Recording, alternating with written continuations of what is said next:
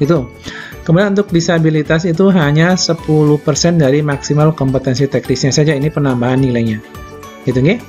Jadi silakan teman-teman semua nanti ketika teman-teman semua mendaftar pada laman SSCSN, pada bagian upload atau update data, silakan nanti teman-teman lakukan sehati-hati mungkin serdiknya di upload nih.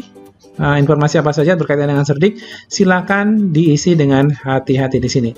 Karena sekali lagi saya bilang untuk sertifikat pendidik nilai afirmasinya adalah 100%. Assalamualaikum warahmatullahi wabarakatuh. Selamat siang Sobat Forsa semua. Jumpa lagi dengan saya di Mangga Forsa Channel. Channel Bapak dan Ibu Guru untuk berdiskusi mencari solusi. Sobat Forsa semua, kita tahu bahwasanya untuk seleksi pengadaan P3K Guru untuk tahun 2020 ini terbagi menjadi 3 kategori. Di mana untuk kategori pertama adalah prioritas 1 dikhususkan untuk teman-teman semua yang sudah lulus passing grade di tahun 2021. Kemudian yang prioritas 2 dan 3 tentunya nanti seleksinya hanya observasi kesesuaian saja. Kemudian yang ketiga yang akan kita bahas adalah di sini tentang apa saja yang harus diperhatikan sebelum melamar bagi teman-teman semua yang menjadi prioritas keempat atau umum gitu teman semua. Dimana tentunya nanti untuk prioritas umum ini tentunya bagi yang baru harus seperti apa, kemudian yang sudah punya akun harus seperti apa, dan kira-kira nanti afirmasinya apakah masih berlaku atau tidak, atau berbeda dengan 2021 kemarin ya.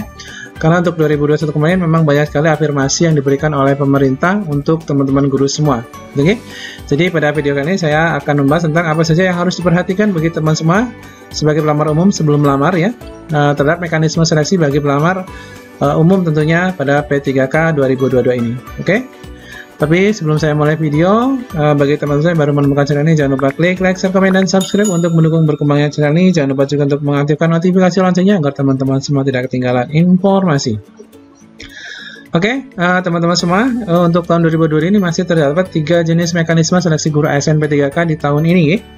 Bahwasanya untuk yang pertama adalah penyelesaian 193.000 lebih guru ya yang sudah lulus passing grade di tahun 2001.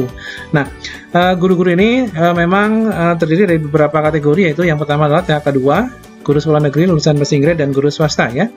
Dimana memang di video saya sebelumnya sudah saya bahas bahwasanya yang sebesar 193.000 ini hanya 69% saja guru yang tahun ini bisa diangkat. Kemudian sekitar 17% hanya guru yang mendapatkan sekolahnya saja, tempatnya saja, tapi kuotanya tidak kebagian. Ada juga sisanya adalah guru-guru yang tidak mendapatkan penempatan ataupun mendapatkan kuota. Nah, ini sudah saya bahas di video saya sebelumnya. Kemudian untuk yang kedua adalah seleksi kesesuaian atau verifikasi untuk 724.029 guru honorer negeri, di mana ini juga terbagi bahwasanya ada yang sudah memenuhi syarat, ada juga yang belum, begitu teman-teman semua. Nah, ini sudah saya bahas di video saya juga sebelumnya, silahkan di cross check saja. Nah, kali ini saya akan fokus untuk seleksi yang ketiga, yaitu teman-teman semua yang pada akhirnya nanti sesuai timeline November-Desember tentunya nanti untuk teman-teman semua yang menjadi pelamar umum ya, di mana pelamar umum ini tentunya bagi teman-teman semua yang baru mau mendaftar ataupun nanti guru-guru sekolah negeri yang mungkin pengabdiannya masih kurang dari 3 tahun, kemudian lulusan PPG yang baru, kemudian guru honorer swasta yang mungkin di passing grade 1 termasuk kategori yang tidak mendapatkan tempat dan tidak mendapatkan kuota, yang pada akhirnya nanti turun prioritas menjadi prioritas umum, ataupun THK 2 dan guru honorer yang menjadi prioritas 2 dan 3 nih, yang sudah lulus passing grade tentunya dari lulusan passing grade. Oke. Nah, ini teman-teman semua, bahwasannya sudah saya bahas tadi ya. Pada dasarnya nanti untuk prioritas umum ini berasal dari teman-teman semua yang berasal dari lulusan PPG dan juga dari guru swasta yang ternyata dia menjadi prioritas 1 tapi tidak mendapatkan penempatan ataupun mendapatkan kuota. Maka nanti ketika dia klik tidak setuju, maka nanti akan bersaing juga dengan teman-teman yang baru mendaftar tentunya ya. Tentunya dia akan menjadi pelamar umum ya. Ini yang tes tentunya. Kalau pelamar 2 dan 3 itu hanya seleksi kesesuaian saja. Ini sudah saya bahas untuk video saya sebelumnya ya, untuk 2 ini. Tapi untuk pelamar umum nanti saingannya bisa ketambahan dari prioritas 1 yang dia memilih tidak setuju dan memilih turun prioritas dan ikut seleksi tes kembali. Gitu ya teman-teman semua. Oke, kita lanjutkan. Nah, ini teman-teman semua yang perlu diperhatikan adalah ini teman-teman semua. Ini tata cara pendaftaran CPNS atau P3K secara umum ya. Jadi mulai dari akses portal, ini juga sudah pernah saya bahas. Kemudian buat akun, login, kemudian lengkapi data. Nah, ini lengkapi data, hati-hati di sini karena nanti keterkaitannya dengan afirmasi teman-teman semua. Ketika teman-teman semua nanti punya sertifikat pendidik bagi seorang guru ataupun nanti STR ya bagi tenaga kesehatan, silakan nanti dilengkapi selengkap-lengkapnya dan sebenar-benarnya di sini.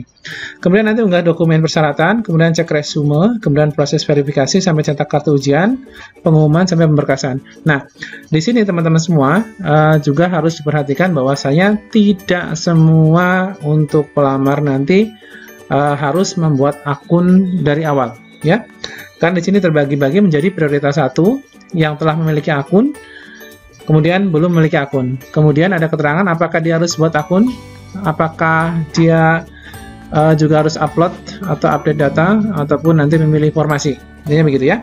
Nah, untuk prioritas 1 artinya guru lulusan passing grade yang tadi sudah saya bahas di awal ya.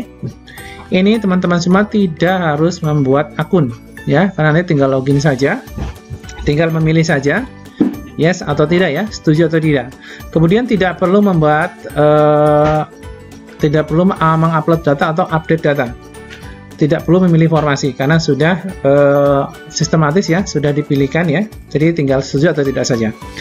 Kemudian yang telah memiliki akun, ini tidak perlu membuat akun, artinya yang telah memiliki akun tapi bukan prioritas 1 ya.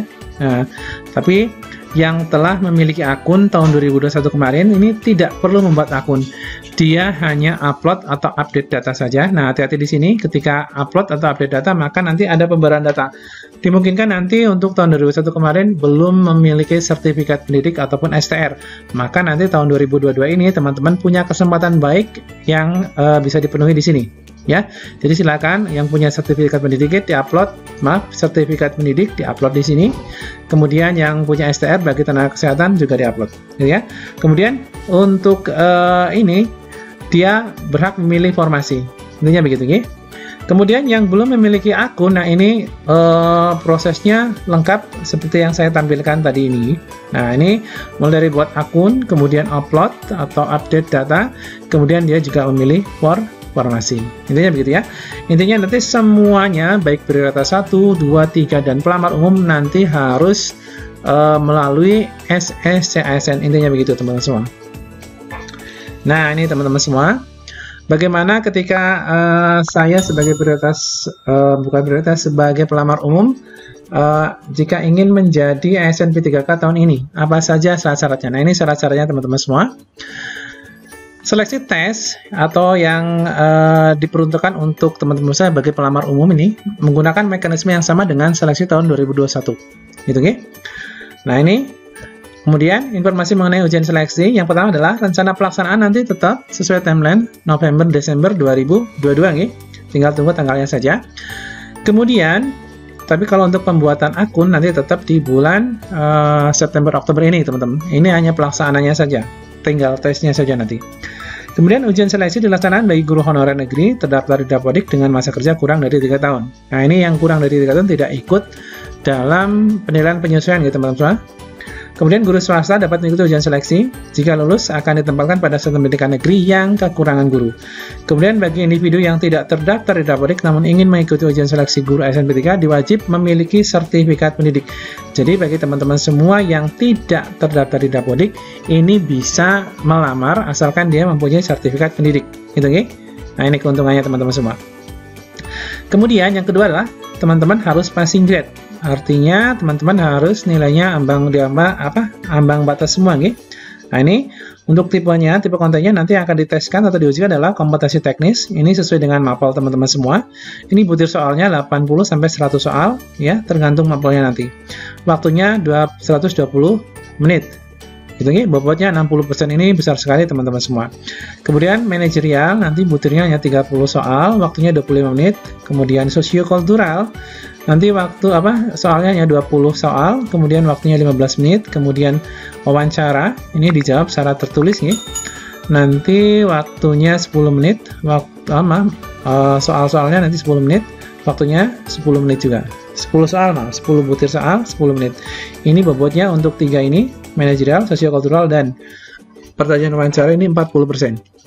Nah, jumlahnya nanti totalnya 100%, sebanyak ini.